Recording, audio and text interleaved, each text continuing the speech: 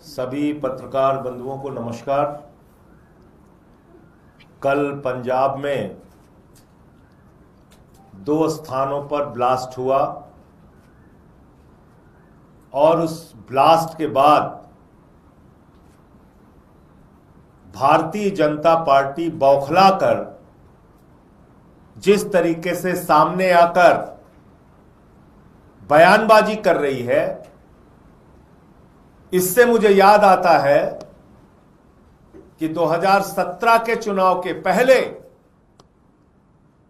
जब वहां पर अकाली दल और बीजेपी की सरकार थी, ऐसे ही मॉल का ब्लास्ट कराया गया था। उसका कोई अता पता नहीं चला, लेकिन तब शासन था भारतीय जनता पार्टी और अकाली दल का। और अब जब यह ब्लास्ट हुआ है तो बंगाल के चुनाव के तुरंत बाद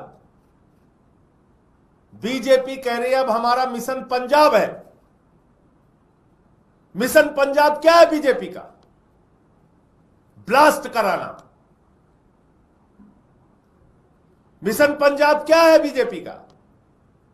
वहां के अमन चैन को बिगाड़ना, नफरत फैलाना, झगड़े कराना। यही मिशन होता है इनका। अब कल से कह रहे हैं हमको आईएसआई से कैसे जोड़ दिया, हमको आईएसआई से कैसे जोड़ दिया। अरे भाजपाइयों, तुम्हारा इतिहास है आईएसआई के साथ का। पुलवामा का ब्लास्ट हुआ, हमारे जवान मारे गए। 350 किलो आरडीएक्स हिंदुस्तान की सीमा में कैसे आई, आज तक इसका पता नहीं चला। पहलगाम के अंदर हमारी बहनों के माथे के सिंदूर उजाड़े गए, उसको लेके ऑपरेशन सिंदूर भी हो गया। लेकिन आज तक इन सवालों का जवाब नहीं मिला कि वहां से सुरक्षा हटाई किसके आदेश से गई थी, किसका शासन है देश में, किसके हाथ में कानून व्यवस्था है जम्मू कश्मीर की? भारतीय जनता पार्टी के हाथ में। और वहां सुरक्षा हटा ली गई। आतंकवादी आते हैं, लोगों को मार के चले जाते हैं, हमारी बहनों के माथे के सिंदूर उजाड़ दिए जाते हैं। लेकिन आज तक इस सवाल का जवाब नहीं मिला 350 किलो आरडीएक्स कहां से आई, क्यों पहलगाम की सुरक्षा हटाई गई। और इस बात का भी जवाब नहीं मिला कि पंजाब के अंदर पठानकोट की घटना हुई थी। पठानकोट में हमारे जवान शहीद हुए थे और उस पठानकोट की घटना की जांच के लिए भारतीय जनता पार्टी ने उस संगठन को बुलाया था जिससे इनका चोली दामन का रिश्ता है। आईएसआई आई थी। किसके राज में आई थी? मोदी जी के राज में आई थी। मोदी जी ने आईएसआई को हिंदुस्तान बुलाया और कहा पठानकोट में आओ और आके भारत माता के जो सपूत शहीद हुए हैं उसकी जांच तुम करो।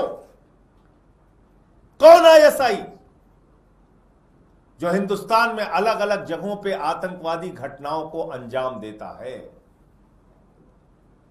उस आईएसआई से बीजेपी का गहरा रिश्ता है और उसी आईएसआई के माध्यम से पूरे देश का अमन चैन बिगाड़ने का, ब्लास्ट कराने का, घटनाएं कराने का काम भारतीय जनता पार्टी करती है।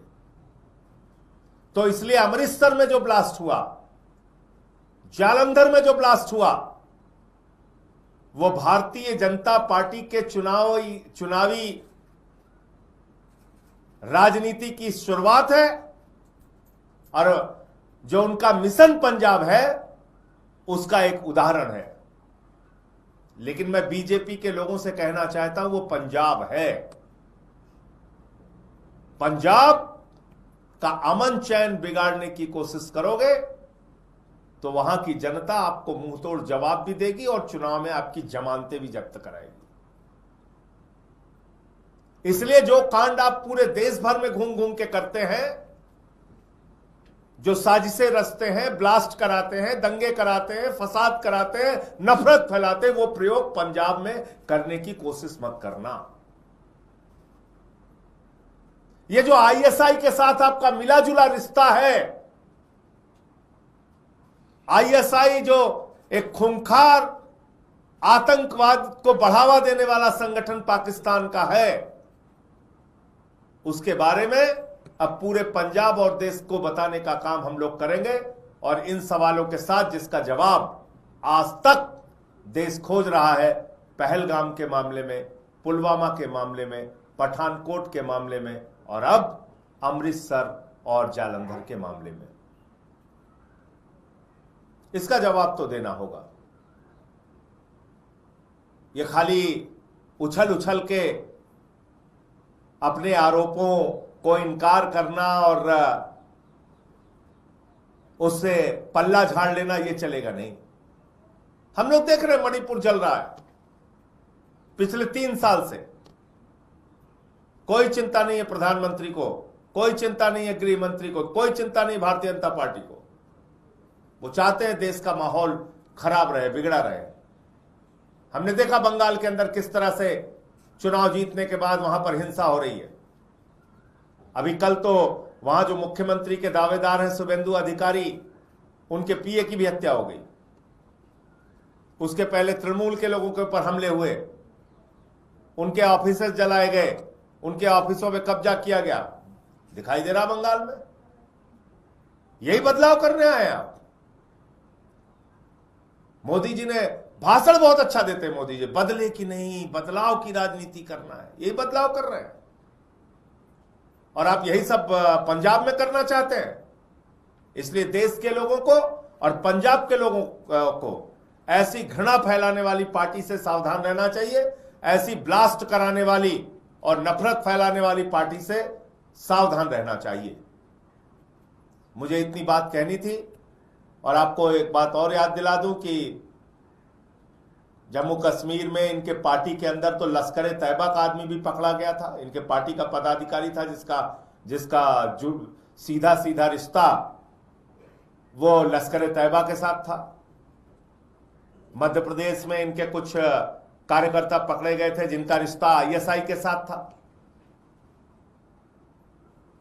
तो इसलिए इतना बेचैन मत हो। कल से मैं देख रहा हूं पूरी की पूरी भाजपा बेचैन हुई पड़ी हुई है। करे हमको आईएसआई से कैसे, अरे तुम्हारे गहरे रिश्ते हैं आईएसआई के साथ। ऐसे बेचैनी मत दिखाओ। तुम्हारी चालबाजियां पूरा देश समझने लगा है। तो मुझे इतनी बात कहनी थी। आपके कोई प्रश्न आप पूछ सकते हैं। सर, मानहानि का नोटिस तरुण चुग ने भेजा है मुख्यमंत्री भगवंत मान को, जिसमें उन्होंने बीजेपी से जोड़ा है इसको। इन जितने सवाल मैंने आप लोगों के सामने रखे, तरुण चुग जी को इन सवालों का जवाब देना चाहिए। 350 किलो आरडीएक्स कहां से आई? पुलवामा के अंदर